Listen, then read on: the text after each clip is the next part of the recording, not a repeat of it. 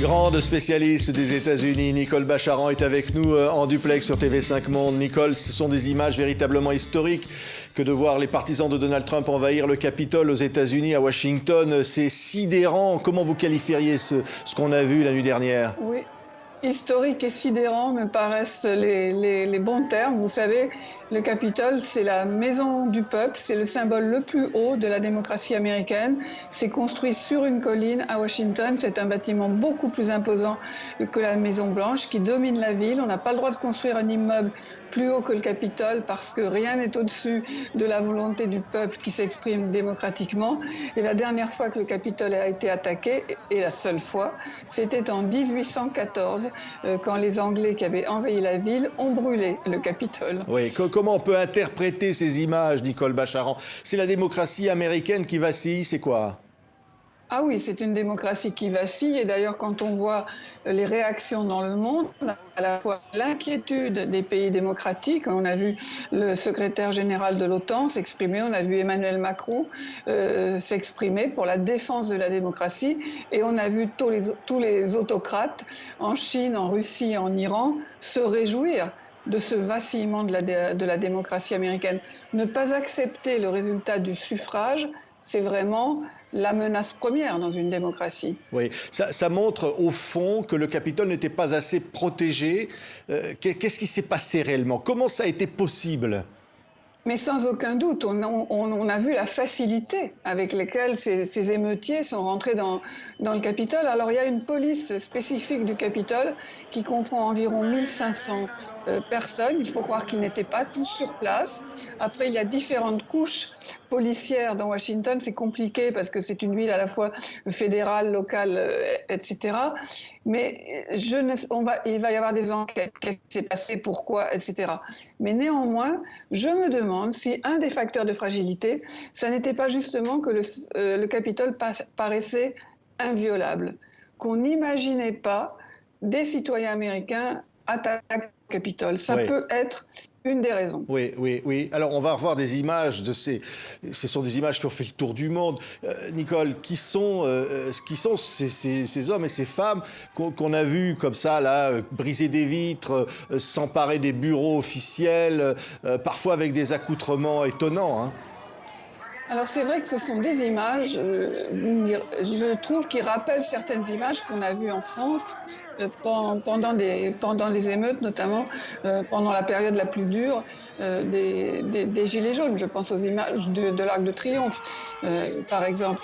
Alors ces gens-là qui sont rentrés dans le Capitole, eh bien, ce sont à l'évidence des supporters de Trump, les plus virulents. Beaucoup des manifestants qui étaient là hier sont rentrés pacifiquement chez eux, donc les plus virulents. Et on a vu notamment des drapeaux confédérés, c'est-à-dire les drapeaux du Sud, du Sud esclavagiste puis ségrégationniste, qui nous indiquent qu'il y avait là des organisations d'extrême droite ultra-racistes, des fameux suprémacistes blancs, ces fameux Proud Boys aussi, qui sont une milice armée à laquelle Donald Trump avait dit de se tenir prête. Oui, on les voit donc sur ces images véritablement historiques. Au fond, il n'y a pas d'autre mot, Nicole. C'est absolument historique, c'est extrêmement choquant. Et on a eu des échos de quelques parlementaires aujourd'hui. Ils ont eu très peur. Parce qu'on ne compte plus, malheureusement, dans ce pays, les massacres à l'arme automatique. Alors, on n'est pas sûr tout à fait du bilan de ce qui s'est passé hier. Tout n'est pas officiel, mais en tout cas, il n'y a pas eu de tir à l'arme automatique. Mais les gens qui étaient au Capitole, ils ont cru leur dernière heure arriver, et alors qu'ils participaient à une cérémonie balisé, sans aucune surprise. Ça se fait tous les 4 ans dans un calme et même une indifférence totale. On annonce avec les formalités rituelles le prochain président des États-Unis. Oui. Alors, qui est responsable de cela ? Auparavant, le président sortant avait harangué les foules en disant « marchez vers le Capitole ». Voilà, c'est Donald Trump. Absolument. Moi, je l'ai écouté, ce discours. Il durait 1h15. Je peux vous dire que c'était très long. Et il les appelait à la révolte, à l'insurrection. Il n'a cessé de répéter « on nous a volé l'élection, j'ai gagné par une marge énorme, et marchez sur le Capitole, je suis avec vous, j'irai avec vous.